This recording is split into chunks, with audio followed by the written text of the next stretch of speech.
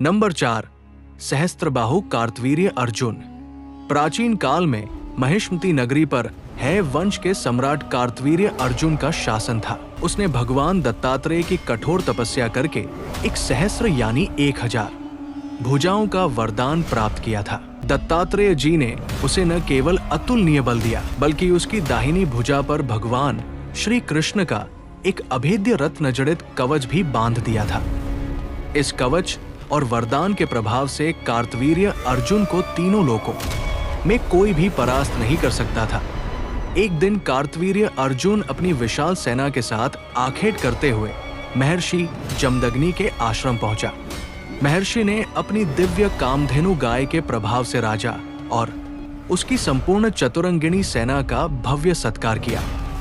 इस चमत्कारी गाय को देखकर राजा के मन में लोभ जाग उठा। उसने महर्षि से कामधेनु मांगी, किंतु जब उन्होंने मना कर दिया तो अहंकारी राजा के सैनिकों ने आश्रम में तोड़फोड़ की और कामधेनु के बछड़े को बलपूर्वक छीनकर महिष्मती ले गए। जब भगवान परशुराम आश्रम लौटे और उन्होंने अपनी माता के अश्रु और पिता का अपमान देखा तो उनका क्रोध प्रलयंकारी रूप धारण कर गया। वे अपना दिव्य फरसा और धनुष उठाकर अकेले ही महिष्मती की ओर निकल पड़े। नगर के बाहर सहस्त्रबाहु अपनी विशाल सेना के साथ खड़ा था।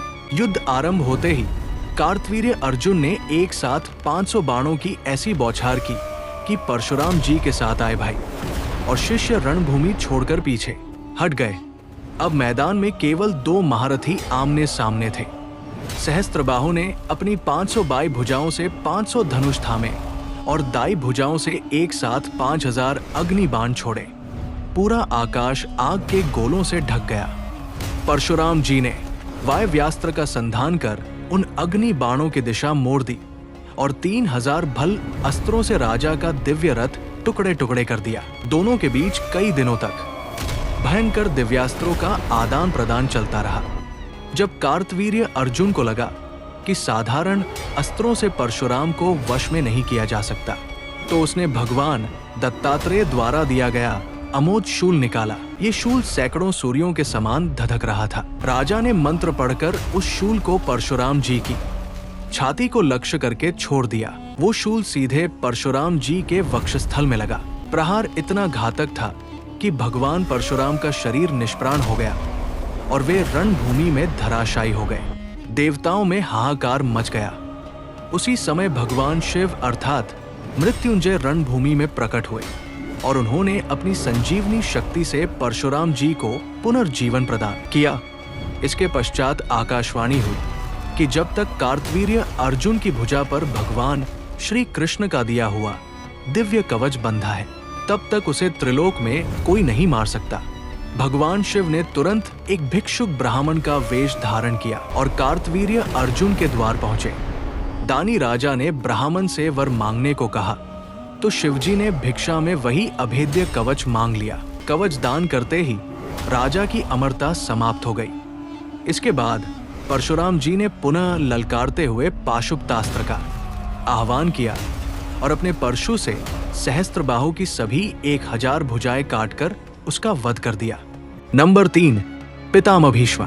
महाभारत काल में जब हस्तिनापुर के संरक्षक भीष्म ने अपने अनुज विचित्रवीर्य के लिए काशीराज की 3 पुत्रियों अंबा, अंबिका और अंबालिका का स्वयंवर से हरण किया, तब अंबा ने स्पष्ट किया कि वो मन ही मन राजा शाल्व को अपना पति मान चुकी है।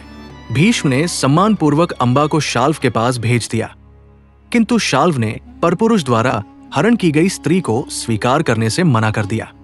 हस्तिनापुर लौटने पर विचित्रवीर्य ने भी अंबा को अपनाने से इनकार कर दिया। निराश और अपमानित अंबा न्याय की गुहार लेकर भार्गव श्रेष्ठ भगवान परशुराम की शरण में पहुंची। परशुराम जी ने अंबा का दुख सुनकर अपने प्रिय शिष्य भीष्म को संदेश भेजा कि वे अंबा को पत्नी के रूप में स्वीकार करें। भीष्म कुरुक्षेत्र की सीमा पर अपने गुरु के समक्ष उपस्थित हुए।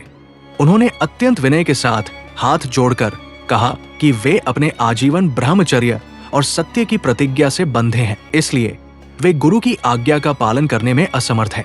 शिष्य द्वारा आज्ञा की अवहेलना देखकर परशुराम जी का क्रोध भड़क उठा और उन्होंने भीष्म को द्वंद्व युद्ध की चुनौती दे दी। कुरुक्षेत्र के मैदान में गुरु और शिष्य का ये ऐतिहासिक युद्ध 23 दिनों तक चला। युद्ध के आरंभ में भीष्म ने अपने बाण गुरु के चरणों में समर्पित कर उनका आशीर्वाद लिया और परशुराम जी ने भी आशीष स्वरूप बाण छोड़े। किंतु इसके बाद दोनों ओर से विध्वंसक अस्त्रों का प्रहार शुरू हुआ। परशुराम जी ने क्रुद्ध होकर आग्नेयास्त्र से 2000 प्रज्वलित बाण छोड़े, जिससे रणभूमि धधक उठी। गंगा पुत्र भीष्म ने तत्काल वरुणास्त्र चलाकर जल की मूसलाधार वर्षा से उस अग्नि को शांत कर दिया। इसके बाद परशुराम जी ने 1 लाख तीखे लोहे के नाराज बाण बरसाए, जिससे भीष्म के रथ के घोड़े आहत हो गए। भीष्म ने तनिक भी विचलित हुए बिना पर्वतास्त्र चलाकर एक विशाल शिलाखंड प्रकट किया और सारे बाणों को निष्प्रभावी कर दिया। प्रतिदिन युद्ध का स्तर बढ़ता गया। अंत में जब किसी भी अस्त्र से हार जीत का फैसला नहीं हुआ, तो दोनों महारथियों ने एक साथ ब्रह्मास्त्र का संधान कर लिया। 2 ब्रह्मास्त्रों के आमने सामने आने से सृष्टि में प्रलय के लक्षण दिखने लगे। उसी समय भीष्म को महर्षि वशिष्ठ द्वारा स्वप्न में दिए गए प्रस्वापन अस्त्र का स्मरण हुआ। प्रस्वापन अस्त्र एक ऐसा महास्त्र था जिसके प्रभाव से शत्रु चिरनिद्रा या चेतना शून्य अवस्था में चला जाता था। जैसे ही भीष्म ने मंत्र पढ़कर इस अस्त्र को अपने धनुष पर चढ़ाया, स्वर्ग लोक कांप उठा। यदि ये अस्त्र चल जाता तो भगवान परशुराम युद्ध भूमि में निश्चेष्ट होकर गिर पड़ते और उनकी पराजय निश्चित हो जाती। सृष्टि में इस मर्यादा के उल्लंघन और अनर्थ को रोकने के लिए देवर्षि नारद, महर्षिगण और अष्टवसु तुरंत युद्ध भूमि में प्रकट हो गए। उन्होंने भीष्म के रथ के आगे खड़े होकर उन्हें प्रस्वापन अस्त्र वापस लेने की प्रार्थना की। भीष्म ने देवताओं की आज्ञा मानकर अस्त्र वापस ले लिया। परशुराम जी ने भीष्म के इस अद्वितीय रणकौशल, संयम और अजेय पराक्रम को देखा। उनके पूर्वज पितरों ने भी प्रकट होकर परशुराम जी को स्मरण कराया कि भीष्म को परास्त करना असंभव है। परशुराम जी ने खुले हृदय से स्वीकार किया कि भीष्म अजेय है और उन्होंने अपने शिष्य की श्रेष्ठता को नमन करते हुए युद्ध का परित्याग कर दिया। नंबर 2, भगवान श्री गणेश। पृथ्वी से 21 बार अधर्मिक क्षत्रियों का संहार करने के पश्चात भगवान परशुराम के मन में गहन वैराग्य उत्पन्न हुआ। वे अपने आराध्य देवाधिदेव महादेव और माता पार्वती के दर्शन करने के लिए कैलाश पर्वत पहुंचे। कैलाश के अंतिम गुप्त द्वार पर भगवान श्री गणेश पहरा दे रहे थे। जब परशुराम जी भीतर जाने लगे तो बालक गणेश ने आगे बढ़कर उनका मार्ग रोक दिया। गणेश जी ने अत्यंत विनम्र भाव से कहा कि भगवान शिव और माता पार्वती इस समय एकांत में विश्राम कर रहे हैं और उन्हें किसी को भी भीतर जाने की अनुमति नहीं है। परशुराम जी ने इसे अपना घोर अपमान माना। उनका अहंकार जाग उठा कि तीनों लोकों को थर्राने वाले भार्गव परशुराम को एक बालक भीतर जाने से रोक रहा है। उन्होंने पहले क्रोध में आज्ञा दी, फिर चेतावनी दी। जब गणेश जी अपने स्थान से एक पग भी पीछे नहीं हटे तो परशुराम जी ने बलपूर्वक भीतर घुसने का प्रयास किया और अपने अस्त्रों का आह्वान किया। जैसे ही परशुराम जी ने प्रहार करने के लिए हाथ आगे बढ़ाया, श्री गणेश ने अपनी विशाल सूंड को फैलाया और परशुराम जी को किसी लोहे के बंधन की तरह कसकर जकड़ लिया। इसके बाद गणेश जी ने उन्हें आकाश में तीव्र गति से चक्राकार घुमाना आरंभ कर दिया। गणेश जी की सूंड का वेग इतना प्रचंड था कि परशुराम जी का संपूर्ण शरीर सुन्न पड़ गया और वे अपने किसी भी मंत्र या दिव्यास्त्र का स्मरण नहीं कर पा रहे थे। उस तीव्र परिक्रमा के दौरान परशुराम जी को 7 द्वीपों, 7 समुद्रों और ब्रह्मांड के 7 लोकों भुव, स्व, मह, जनः, तपः और सत्यलोक के दर्शन हुए। यही नहीं, उन्हें भगवान विष्णु के वैकुंठ और श्री कृष्ण के गोलोक के भी साक्षात दर्शन हो गए। उन्हें समझ आ गया कि ये कोई साधारण बालक नहीं बल्कि साक्षात परात्पर ब्रह्मा का स्वरूप है। परंतु चक्कर खाते हुए जब परशुराम जी नीचे गिरे तो उनका क्षत्रिय अहंकार और अपमान की भावना चरम पर पहुंच गई। विवशता और अतिक्रोध में आकर उन्होंने अपना अंतिम और सबसे भयानक अस्त्र निकाला, भगवान शिव द्वारा दिया गया अमोघ फरसा परशु। परशुराम जी ने पूरी शक्ति से वह परशु गणेश जी के मस्तक की ओर फेंक दिया। भगवान गणेश ने देखा कि सामने से आ रहा अस्त्र स्वयं उनके पिता महादेव का दिया हुआ दिव्य परशु है। यदि वे चाहते तो उसे अपनी शक्ति से हवा में ही भस्म कर सकते थे, परंतु पिता के अस्त्र का मान रखने और उसकी मर्यादा को बनाए रखने के लिए गणेश जी ने कोई प्रतिकार नहीं किया। उन्होंने उस भयंकर प्रहार को अपने बाएं दांत पर झेल लिया। एक तीव्र टंकार के साथ गणेश जी का बायां दांत टूटकर भूमि पर गिर पड़ा और रक्त की धारा बह निकली। इसी घटना के बाद से भगवान गणेश एक दंत कहलाए। ये ध्वनि सुनते ही भगवान शिव और माता पार्वती बाहर आए। जब जगतजनी पार्वती ने अपने पुत्र को लहूलुहान देखा तो उनका क्रोध प्रलयंकारी महाकाली के समान धधक उठा। वे परशुराम को भस्म करने के लिए तत्पर हो गई। माता का ये रौद्र रूप देखकर परशुराम जी का सारा अहंकार एक ही क्षण में जलकर राख हो गया। वे अत्यंत लज्जित होकर थरथर कांपने लगे और उन्होंने अपने अस्त्र त्याग दिए। परशुराम जी रोते हुए माता पार्वती और भगवान शिव के चरणों में गिर पड़े। तत्पश्चात उन्होंने भगवान गणेश के चरणों में सिर रखकर अपनी धृष्टता और अहंकार के लिए क्षमा की भीख मांगी। दयालु गणेश जी ने उन्हें उठाकर गले लगाया और उनका अपराध क्षमा कर दिया। नंबर 1, मर्यादा पुरुषोत्तम श्री राम।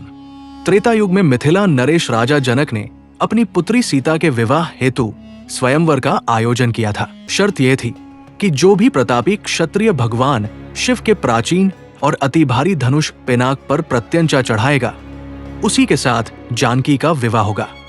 जब संसार के बड़े राजा और महारथी उस धनुष को हिला तक न सके, तब महर्षि विश्वामित्र की आज्ञा पाकर प्रभु श्री राम उठे। श्री राम ने जैसे ही पिनाक को उठाकर उस पर डोरी चढ़ाई, वो दिव्य धनुष बीच से टूट गया। धनुष टूटने की वो भयंकर टंकार तीनों लोकों में गूंज उठी।